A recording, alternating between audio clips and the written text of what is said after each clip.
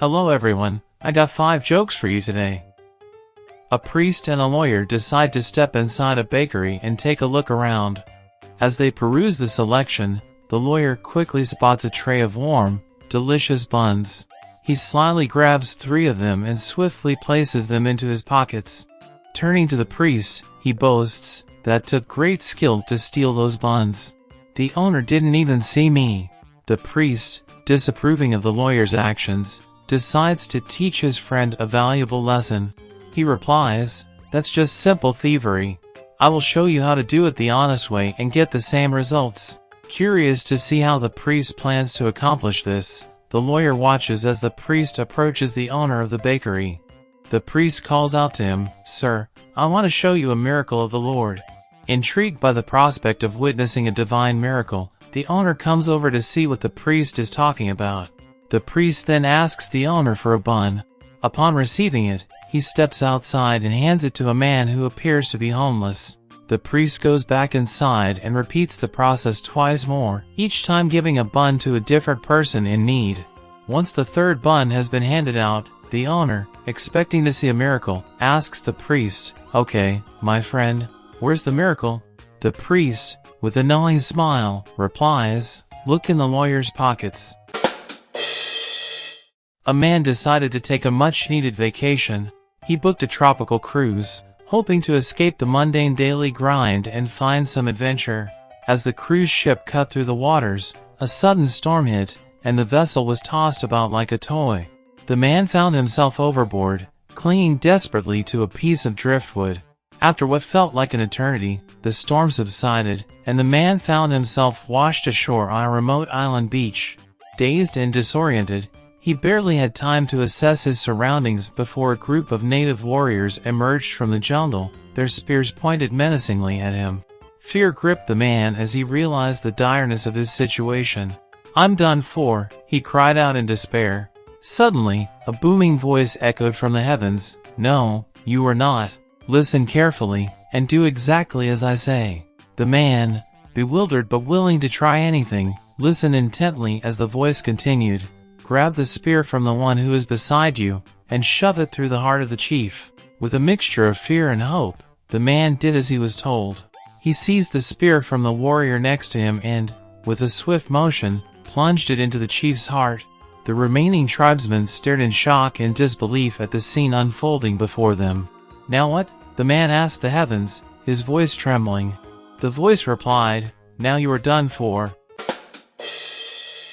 In a small town, a young and enthusiastic teacher was doing her best to teach her class of 6-year-olds the importance of sharing and being grateful for what they have. She explained to her eager students that in life, no one could ever have everything they wanted, and that it was essential to learn to appreciate what they did have. As she continued her lesson, she noticed a small hand energetically waving at the back of the classroom. It was little Johnny, known for his mischievousness and wit. The teacher tried her best to ignore him and carry on with her lesson, but little Johnny was persistent. He started calling out, his arm waving frantically. Finally, the teacher could no longer ignore him and said, "Yes, Johnny, what is it?" attempting to maintain her composure. With all eyes on him, little Johnny stood up and confidently announced to the class, "At our house, we have everything." Slightly annoyed but also amused, the teacher replied, "Don't be silly, Johnny. Not even the richest person in the world has everything." Unfazed, little Johnny insisted, "We do, miss. My daddy said so just the other day." Curious, the teacher asked, "Now, why on earth would your father say such a thing?" With a grin, little Johnny began recounting the events that led to his father's declaration. "Well, you see, my 15-year-old sister came home the other day with her skinhead boyfriend, and she broke the news to my parents that she was pregnant." The teacher's eyes widened, and the entire class was now hanging onto every word. Little Johnny continued, "That's when my dad, with a look of disbelief on his face, said, 'God, that's all we needed.'"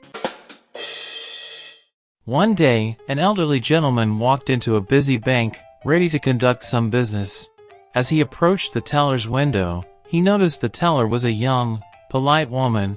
However, the old man was in a foul mood and had no patience for formalities. He loudly declared, "I want to open a damn savings account." The teller was taken aback by the man's language and tone. Trying to maintain her composure, she replied, "I beg your pardon, sir. I must have misunderstood you. What did you say?" The old man, growing more irritated, barked, "Listen up, damn it. I said I want to open a damn savings account, right now." Feeling quite distressed by his outburst, the teller firmly stated, "I'm very sorry, sir, but we do not tolerate that kind of language in this bank." The teller left her window and went to the bank manager to explain the difficult situation she was facing. After hearing her story, the manager decided to accompany her back to the window to deal with the irate customer personally. Upon their return, the manager addressed the old man, asking, "What seems to be the problem here, sir?"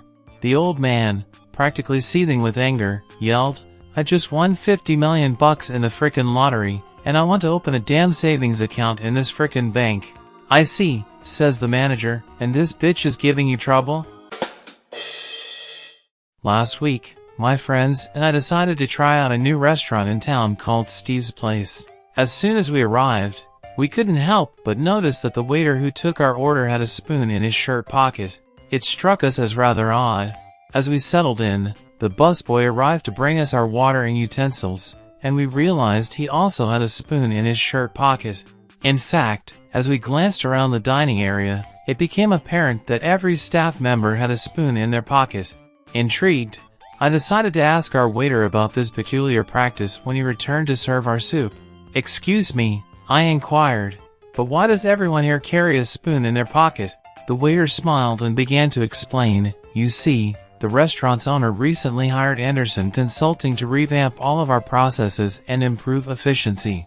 After several months of analysis, they discovered that the spoon is the most frequently dropped utensil in our establishment. The data showed a drop frequency of roughly 3 spoons per table per hour." He continued, "By having each staff member carry a spare spoon, we can significantly reduce the number of trips back to the kitchen and save approximately 15 man-hours per shift."